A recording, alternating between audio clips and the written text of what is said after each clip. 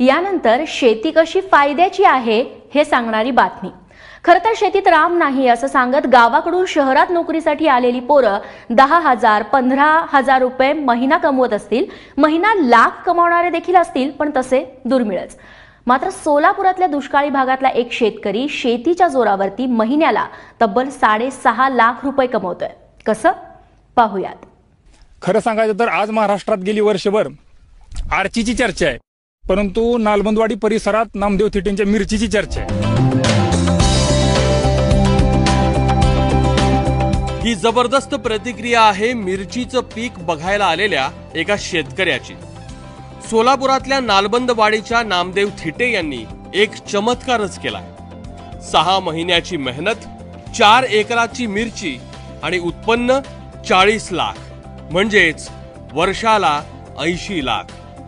एखाद्या मल्टीनॅशनल कंपनीत काम करणाऱ्या अधिकाऱ्याच्या पगारापेक्षा जास्त।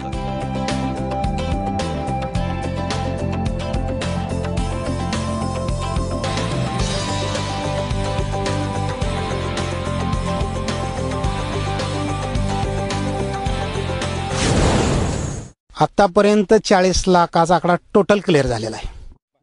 खर्च किती झाला याला? आता टोटल 1.6 आणि 2.45 8-8.5 लाख पर्यंत खर्च आलेला आहे टोटल। आणि ह्यामध्ये नेट धरलेलं नाही, कारण पहिलंच नेट आहे ना। सप्टेंबर महिन्यात नामदेवरावांनी ही ढोबळी मिरची लावली। जानेवारीत घरच्या शेडनेटवरच कापड मिरचीवर बांधलं।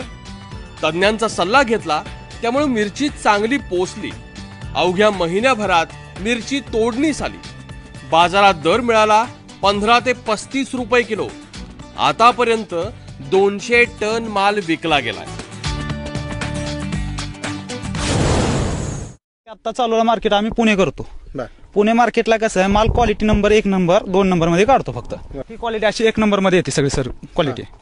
हे म्हणजे ह्या मालाला मॉल मध्ये भरपूर डिमांड आहे ना। म्हणजे खानार सिटी मध्ये आपल्या भारतात 80% लोक 100 रुपये पर्यंत खाणार आहेत। त्यामुळे मार्केटमध्ये काय पिकतं आणि कोणत्या टायमाला विकावं हे महत्वाचा मुद्दा पहिला। पूर्ण मार्केटला माल जास्त खपत नाही, आपला 2 ते 2.5 टन रोज माल असतो। सोलापूर मार्केटला आपण जर 2.5 टन माल नेला तर लोकल मार्केट तिथं लोकांचे 50 बॅग 60 बॅग असे असतात ना। आपला माल गेला म्हणजे लोकल तिथलं मार्केट ढासळतं। त्यामुळे ज्या मार्केटला जास्त माल खपतो त्या मार्केटला जाणं आधी जास्त गरजेचं आणि चांगल्या पद्धतीचा रेट मिळेल। खरं तर हे गाव बिन पाण्याचं, पण नामदेवरावांनी त्यावरही रामबाण उपाय शोधला। मी दुष्काळामध्ये शेततळ 3 कोटीचे केलेलं आहे। 200 बाय 200 म्हणजे 60 बाय 60 मीटर आणि खोली 20 मीटर।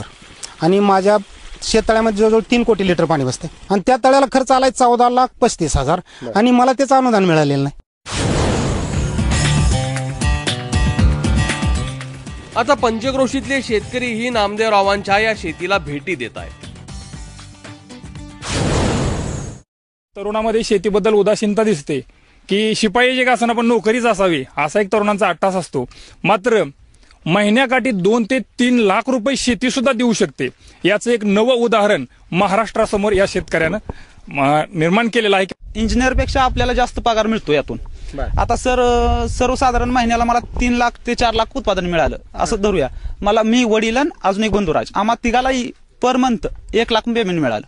मग शेती ही नफ्यात नाही असं लोक म्हणतात, शेतकरी सगळे म्हणतात। तुम्ही झटा अभ्यास करा, फिरा, शेतीसाठी फिरणं हे सगळ्यात जास्त गरजेचं चांगलं।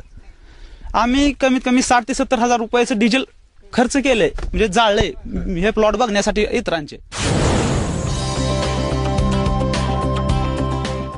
शेतीत पैसा नाही असं म्हणून शहराकडे वळणाऱ्या पोरांच्या हाती महिन्याकाठी जास्तीत जास्त 5 आकडी पगार पडत असेल, पण गावात राहून परिस्थितीशी झुंजत नामदेवरावांनी 6 आकड्यांना गवसणी घातली।